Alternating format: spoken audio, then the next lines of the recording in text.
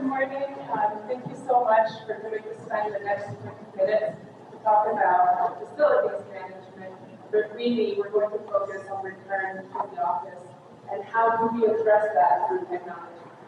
So just a quick intro. My name is Fournier. I'm CIO for the Americas for ISS. Now, you probably, most likely, do not know ISS as a brand. But you probably also have seen us in the physical spaces, the offices that you belong in. So ISS does facilities management, workplace experiences. What that means more specifically is really everything across the segments, everything that makes an office fantastic and run well. So we have janitorial services, so cleaning, making sure everything smells good, looks good. We have technical services, so also ensuring that the assets, the physical assets of the buildings, the investment that we've made for 10 years work well, are kept compliant, kept up to date. So think about landscaping, snow removal, plumbing, electricity, everything for our customers who need their real estate to be successful, to be compliant, to be secure, of course. And last but not least, and especially important here in the US, we have a wonderful footprint. So think about cafeteria services, market services, rents, ISS Fournier. So we work with clients all over the US in order to provide just amazing chef fresh food that we are especially good at. And so ISS is 350,000 people. So we are a massive company. And have a presence across the world in just about around 30 countries. So let's get started. Of course, we're going to be thinking about employee experiences, but not specifically our employees, but the employee experiences that we create for our customers, especially in line with the RTO mandate. And so I'm sure many of you are getting from your companies different kinds of mandates. So typically, we are not at the heart, as an industry, of these social questions, but we certainly have been thrown into that one around what does it mean to return to offices, and what do you need to really remove the mandate portion of mandating and making it a great return to offices. We saw the news yesterday with Zoom, making people go back to the office, and we just keep coming and coming. I'm sure every single one of the organizations that are represented in this room are having these struggles, these conversations, and are really thinking about what does that require to bring people back and bring them back in ways that are different from the ways we used to do things. I'm going to keep this presentation rather slide light, so only a couple slides, primarily leave on this one as I talk through different technologies that we're using to create great workplace experiences. And my invitation to you in this conversation, in this discussion, is really to think about what does that mean to bring employees back in a different way. And of course, my scope of work, and I have the chance, the luck, the gift of really thinking about how does technology play a role in that. And as you're going to see today, it plays a massive role in a successful return to office.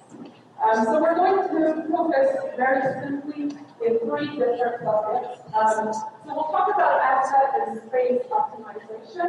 We'll talk about hiring large workforces at speed and at scale, leveraging AI, of course.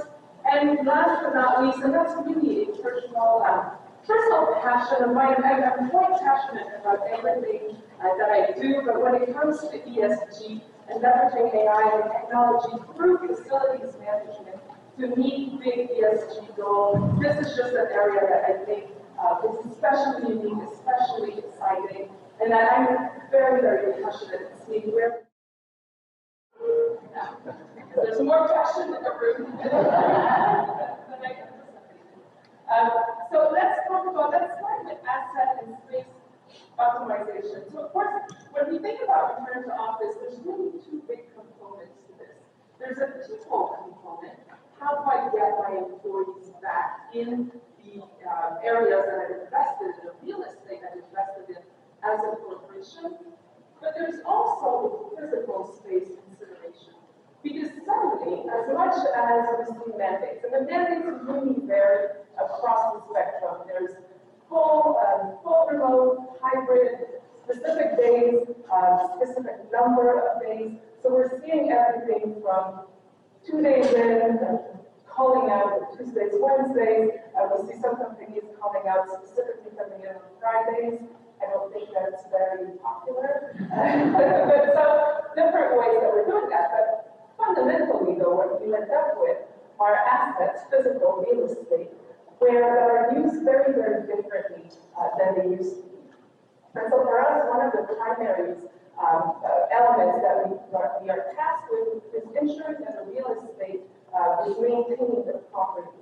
Now, what does that mean? We have fantastic predictive maintenance tool where we actually take physical real estate that we deploy in digital twins as part of these tools that help us predict maintenance.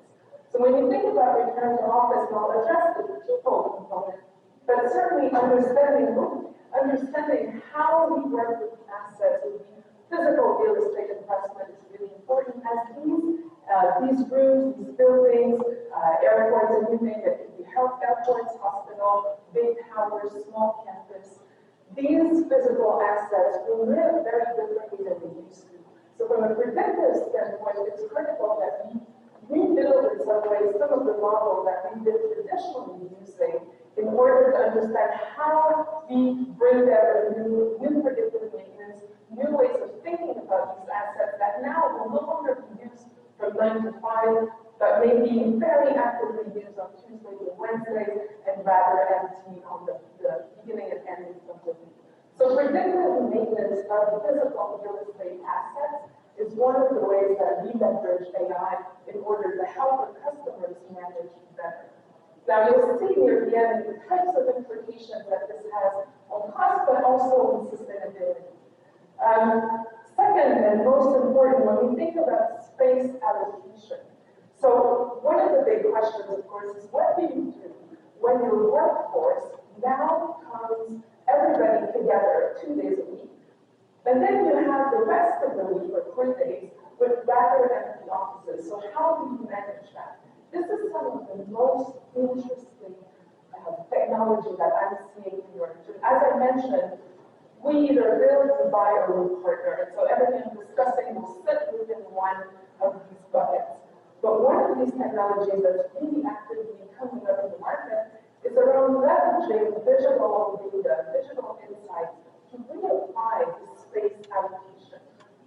So if you go back to a world pre-pandemic, space allocation, by that I simply mean which office you got, was really based on a few insights. And if I remember very distinctly in my own past, if you had the windows, some businesses having the windows, a big thing, the corner office is always a big thing, and these were allocated potentially based on hierarchy, titles, whatever it was. Increasingly, what companies are using is connectivity and adding AI on top of that connectivity data to now allocate spaces very differently.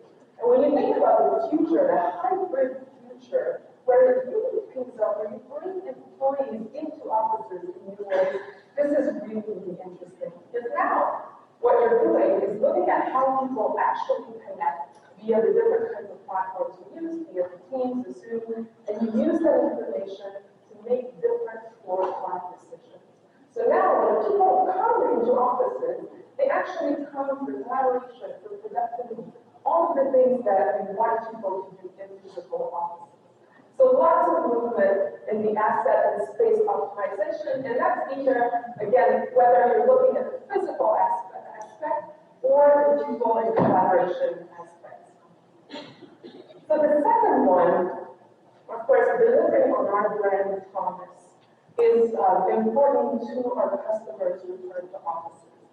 As I mentioned at the beginning, we have 350,000 employees worldwide, and as is the case with many businesses that are focused on frontliners, we have a lot of turnover. We would rather see less, but this is typical of this type of workforce. And so what we're seeing happen is that our employees, especially in a labor market like that of the US, our employees have a lot of opportunities, and getting the candidate experience right is one that we're absolutely focused on to deliver on our brand promise. Now, getting the candidate employee experience right is one that's actually very, very impacted by AI. So right now, we're using some conversational AI that we've been deploying. We're actually in the process of expanding the footprint. Now, people sometimes think about this as a chatbot. This is really not a chatbot that we're using. It's true conversational AI that's built on an NLP model that's really focused on hiring and on candidate experience. So by doing that, what we do is that we accelerate the entire candidate to employee time to hire, time to interview, in order to work with a potential candidate and bring them on board much, much faster with the help of AI. Now, there's also other benefits to using AI in accelerating the employee experience, or the candidate to employee experience. And some of these benefits is that when you are working with frontliners, as we are, oftentimes you have different level of technology literacy. You also have different level of literacy. And so the last thing you want to do is to put your candidate in a position where the hiring process is really uncomfortable. By leveraging AI, I think about it as one of the big positives of AI is that in our case, it really makes the candidate experience positive no matter your level of technology literacy, no matter your level of literacy. We have the chance to work with immigrant populations. We've made some big commitment to hiring refugee populations, and conversational AI that we're deploying at scale is one tool that we're using to make their experience a really, really good one. So last but not least, I want to discuss meeting bold ESG commitment. So every one of the organizations, or most of the organizations that you operate with or within, probably have made some sort of ESG commitment. Reducing carbon emission, big one, diversity, inclusion. So lots and lots going on as it relates to ESG. One of the things that I'm extraordinarily excited about is the impact that we can have as an organization when it comes to better productivity of our assets and to food waste management. So I will take you through two quick ones on how we leverage AI in order to be able to help our clients meet some of their ESG goal. And this is truly, in both cases, areas where everybody benefits: the planet, people, and certainly our clients who also can meet their ESG goal while finding some savings and finding ways to optimize their assets.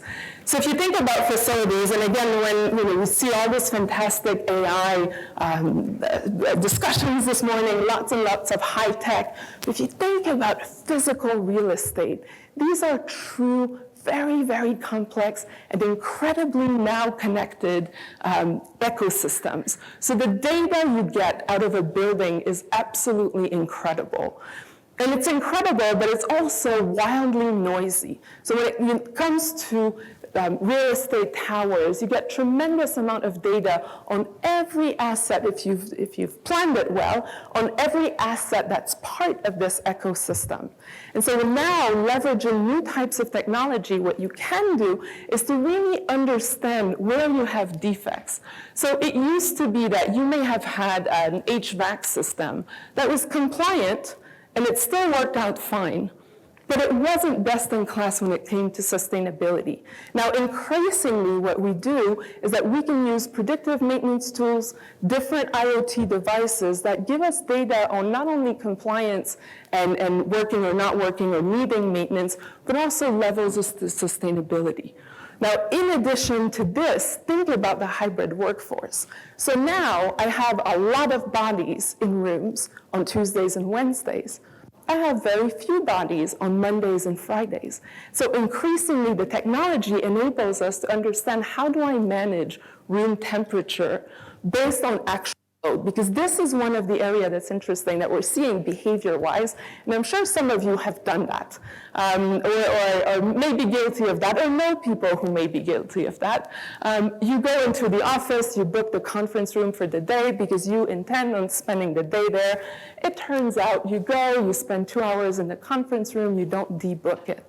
So the data will tell me that the conference room was booked. But reality is that you may have been in it only for an hour, 2 hours, 3 hours. And so looking and triangulating the different data sets then gets us to a place where we can manage different levels of heat, again, getting the room hotter, colder, through actual data of how people are navigating these spaces. Now, going back to our ESG goal, this helps client understand how to drive savings in these big real estate, massive investment. And if you think about the impact of being able to managing the temperature on Mondays and Fridays on an entire real estate portfolio, this is significant savings, but it's significant for the planet. It's significant for people's comfort as well, because they are comfortable when they're in the office, but they're also comfortable when there's no one or people in the office. So everybody benefits.